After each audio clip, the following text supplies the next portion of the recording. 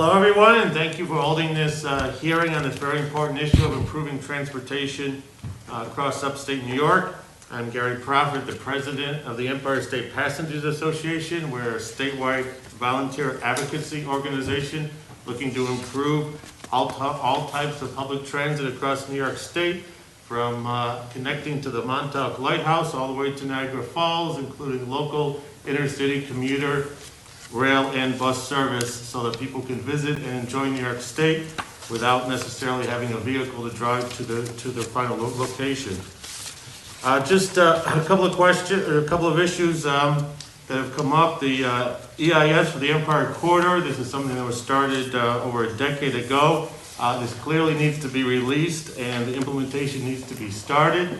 Absolutely, there are issues with specific projects such as the bridge, which could be done outside of the EIS, but in order to get a corridor-wide plan in place for the long term, the EIS needs to be released and the implementation needs to be started, at least planning for that implementation.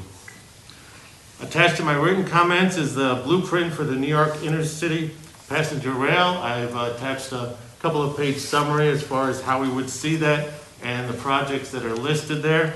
Many of which have already been talked about by prior speakers. I also would like to mention that as far as maintenance goes in Niagara Falls, most people would think there'd be a maintenance base there with a building, since there's 3 trains that are stored there and maintained and cleaned overnight. There's actually no building or facility or even a shelter in Niagara Falls where 3 trains spend the night. All the work is done outside in Niagara Falls on a side track. No shelter, no facility, nothing. Obviously, if there's a maintenance facility there, I think that the hard-working Amtrak employees that are working up there could do a much better job if they're provided a building in order to do their maintenance on 3 trains every single night in the overnight maintenance cycle there. We also believe that we need to rebuild a robust New York State rail program. Over the years, the emphasis has obviously been on highways. The rail program just has not received the emphasis in recent administrations, and there just isn't as many people working there as used to be working there. This needs to be rebuilt into a robust plan that has people of multiple specialties in order to address some of these issues that are needed in order to plan for intercity rail.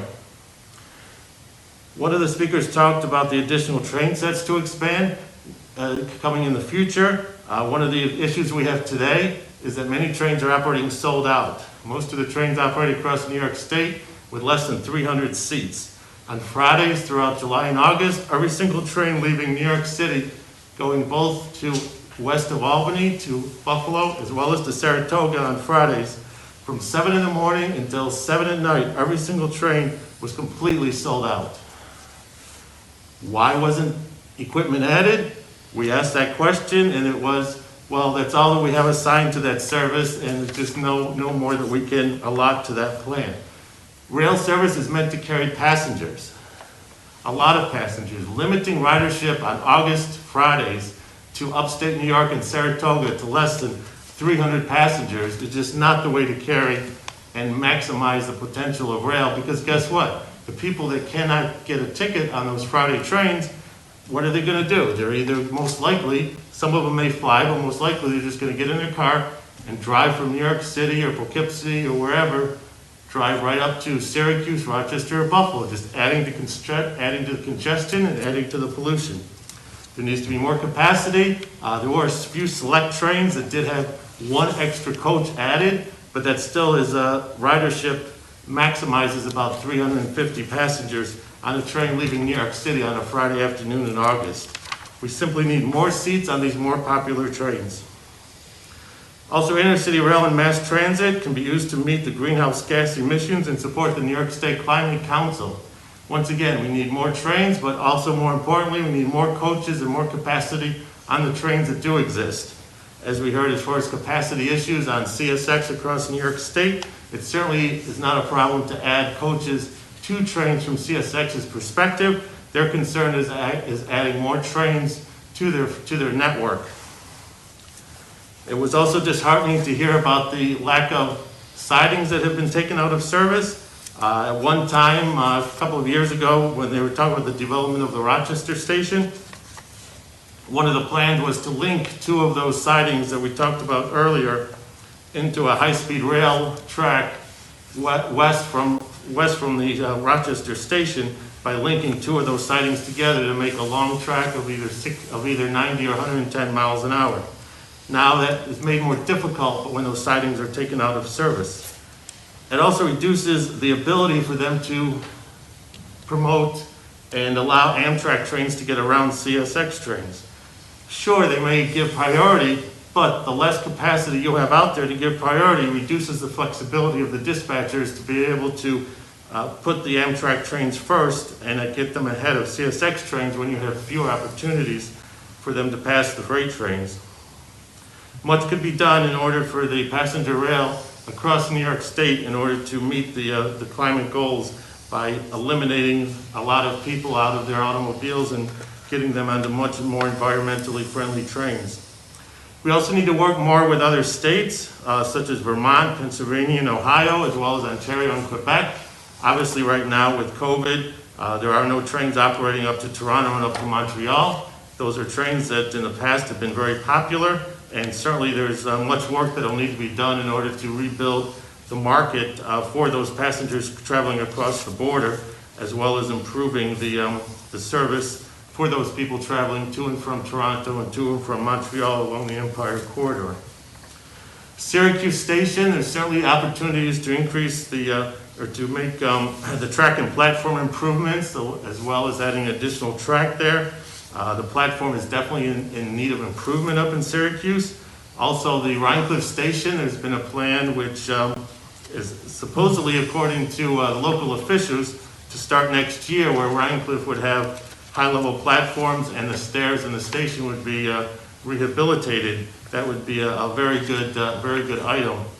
And I also want to say that the work that has been done over the prior few years, especially the double track from Albany to Schenectady, as well as various station improvements across the state, from Schenectady to Niagara Falls to downtown Buffalo, have certainly made intercity rail much more popular at some of those stations. But we need to make the service a little bit better so that the train is slightly faster than the automobile.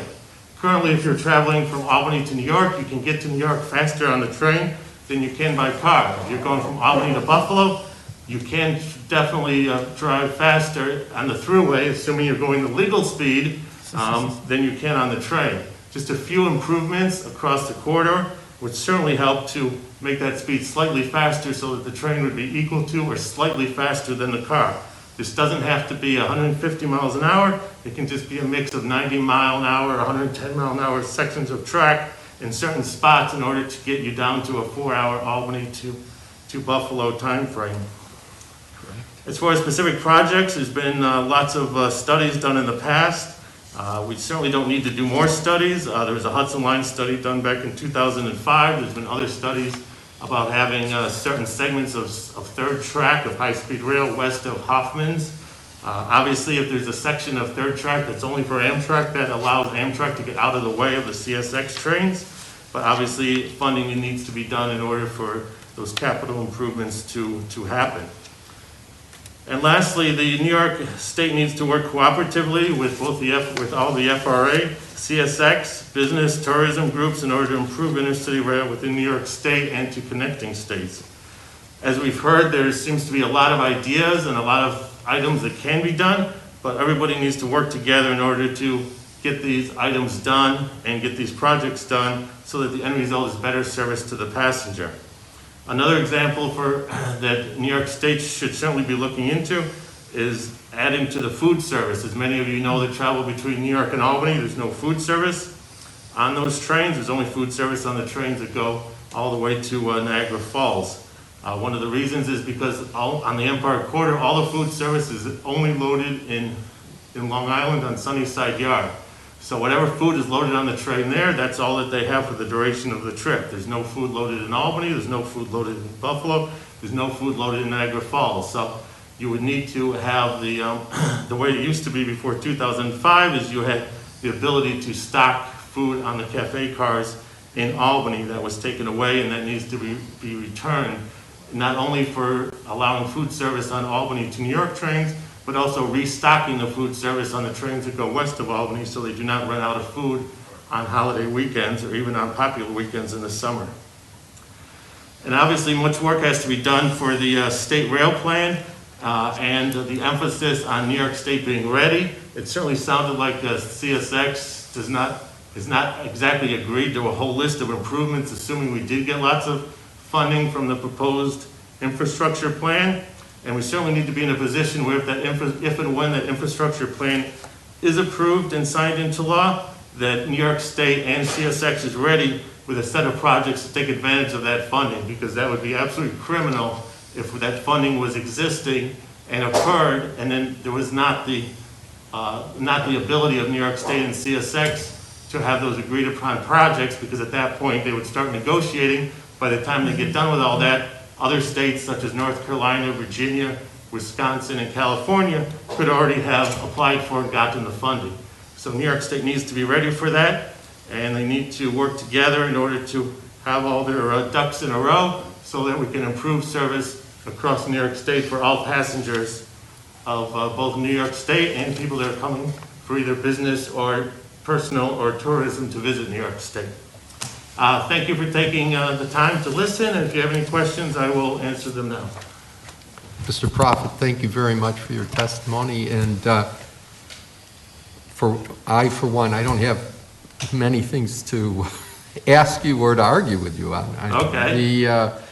I'm looking for the same things you are, and correct me if I'm wrong, I thought that the DOT had said earlier this morning that there's about $2.5 billion worth of projects that I would assume are pretty much ready to go, or would be ready to go if the government, federal government monies do come forth. So I'm looking forward to seeing those projects move ahead. It would certainly be good to see that if whatever those projects include, that the other partners that are needed in those, whether it's MTA or CSX or whoever, will also be on board and in agreement with those projects. Because if everyone doesn't work together, then it's going to not end up as a good result. So we definitely need to make sure all the parties are working together, because as you found out in the past, Intercity Rail, when you're working with one company as the operating, one company being Amtrak, you have New York State funding the service across New York State to Niagara Falls, and then you have much of the infrastructure owned by CSX. It does provide a little more complexity than a little bit of a challenge. Highway lane. Yeah, we're going to stay on it. We're going to stay on it. Are there any other questions? I have a question. Go ahead. So thank you for your testimony. I'm curious whether, you talked about the update of the state plan, right? And the question I have is, do we know what's in that state plan? Do we know how that dovetails with the expenditures that the state DOT testified to and Amtrak testified to earlier? You don't have any idea. The existing state rail plan is over 10 years old. I mean, other states like North Carolina and California, I think they routinely update those every few years. So, a lot of things from more than 10 years ago would probably need to at least be updated or reconfirmed. Is this still something we want? Is this something we not want? And I'm sure things have come up, both for DOT as well as items in the MTA region, and certainly in the CSX world west of Hoffman's, where they own the infrastructure, where some of those would certainly need to be revisited in an updated state rail plan. Okay, and it seems to me that you're also testifying to a lack of transparency of what's in these plans and what it is that's in the heads of the people who testified earlier in terms of the kinds of improvements that they were talking about having funding for. Right, I mean, I haven't seen those as part of a state rail plan or part of an environmental impact study for high-speed rail. I mean, these are items that are sitting out there but just haven't been completed. So it would be great to see them completed and have these projects listed in them. And then, once you have a, EIS for high-speed rail plan that says, yes, we're going to go forward with this option, and then which I enclosed as the last page in the written comments as far as the options for high-speed rail. I mean, one of those needs to be decided on, and then work toward implementing the high-speed rail. You know, I mean, some people talk about, well, we should have, 200-mile-an-hour service. Well, if that's not the preferred option, if the preferred option is maybe a mix of 90 and 110-mile-an-hour service, then we should look at projects to fulfill the desired option that's selected for the high-speed rail for the EIS, which again, hasn't been released yet, so we don't even know what it is, and we won't until it's released. But it sounded like it is going to be released soon. I mean, that discussion is something that's been mentioned for years, but we certainly need that released in order to make sure we're working, toward the same goals, and we don't say, well, we don't want to do this plan because what happens if the preferred option is 200-mile service along the thruway? Well, we need to pick an option and then work on the projects to support that option to implement high-speed rail and improved rail service across upstate New York. So one concern I have from your testimony is that there's a draft EIS that they've been working on since 2014, which is now quite a while ago. Yes. And it strikes me that there are a lot of things that we need to consider differently and data that we need to update to base a draft EIS on. My concern, of course, is if they release this draft EIS now using data that's probably like 2009 data or something like that, maybe 2010, maybe 2012, I don't know if we have that, how out of date that is, and then you're in a process by which you're kind of stuck with the document you have. Right. And then the studies they've done. So I'm curious whether your organization has advocated for them to do updated studies and kind of, update the draft. Yeah, we have mentioned that as far as updating the information. So maybe they have and maybe they haven't. Like I said, until you release a document, it's not finalized. So who's in charge of this EIS? The state DOT? Well, it's a combination of state and the Federal Rail Administration. So the FRA down in Washington. So they're doing this draft EIS together? Yes, I mean Ron had stated earlier today that they had gotten some comments back and they had responded, and that it was an iterative process, that the FRA had concerns, and then Ron's department and DOT had responded to some of the concerns, and it sounded like he indicated this morning that basically that iterative going back and forth of making updates was just about done. So if that's the case, I would hope that whatever's released would be updated with information, like you said, not from 2009, but hopefully right. If they've been going back and forth, which Ron had testified this morning, which is very good to hear, then I would say that would be a very plus, because that would indicate that, going back and forth in 2020 and 2021 means you're still making changes and updates to it. And normally with an EIS, there's a draft scope of work. As a person who represents passengers, and I'm sure other community partners in this, and maybe, I don't know whether you go back that far, but whether you felt that there was adequate input from, passengers from communities in the draft scope of work in the first place. Yes, I was actually not, as you said, a lot of things can change in those years. I was not president of the Empire State Passenger Association at that time. I was an officer, so I actually did go in and give input to the meeting. I believe it was held in Poughkeepsie, and it was a 2-hour meeting, and the people there definitely took all the input. And I know at the time they held meetings across the state. I think there was also one in Albany, Syracuse, Rochester, a couple other places upstate. So they did do public outreach, and everything I've heard from people that had attended those meetings, like I said, I attended the one in Poughkeepsie since I'm from the Hudson Valley.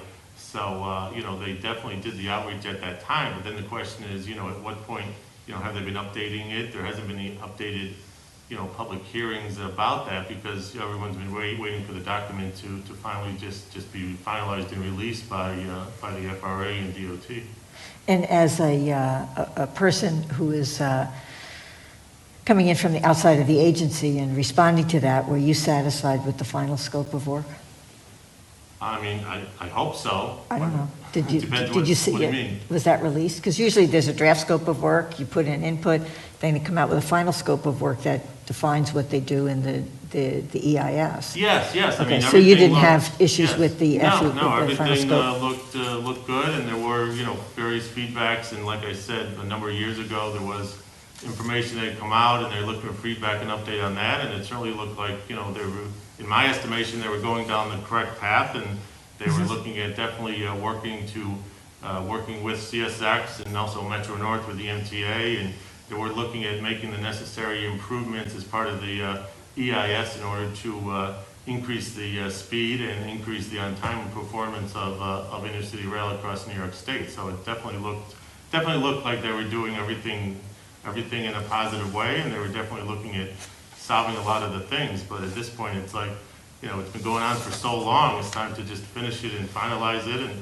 let's get on to what projects need to be done to support the details of that plan. Okay, thank you very much. You're welcome. Thank you. Any other questions? Mr. Prophet, thank you very much for Okay. your testimony. Thank you very much for holding this hearing. I think this hearing does a good job to get the parties together and maybe enter a new era of everybody working together to improve rail across the state. So I hope so. Thank you very I much. hope so. Are there any other persons who would like to address this committee at this point? Well, then this committee hearing is closed. Thank you.